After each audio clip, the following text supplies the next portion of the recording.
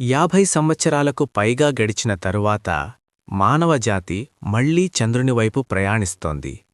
2022లో NASA Artemis 1 మిషన్ను ప్రయోగించింది. ఇది మనుషులు లేని అన్క్రూడ్ అంతరిక్షయానం. ఈ యానం చంద్రుని చుట్టూ ప్రయాణించి సురక్షితంగా భూమికి తిరిగి వచ్చింది. ఈ మిషన్ ద్వారా శక్తివంతమైన స్పేస్ లాంచ్ సిస్టమ్ మరియు ఒరియాన్ క్యాప్స్యూల్ మనుషులతో అంతరిక్ష ప్రయాణానికి సిద్ధంగా ఉన్నాయని నిరూపితమైంది. తదుపరి మిషన్ ఆర్టెమిస్ 2 2026లో ప్రయోగించేందుకు ప్రణాళిక చేయబడింది. 4 వ్యోమగాములు చంద్రుణ్ణి దాటి ప్రయాణిస్తూ జీవన సహాయక వ్యవస్థలు, దిశానిర్దేశం మరియు లోతైన అంతరిక్షంలో జీవించగల సామర్థ్యాన్ని పరీక్షిస్తారు.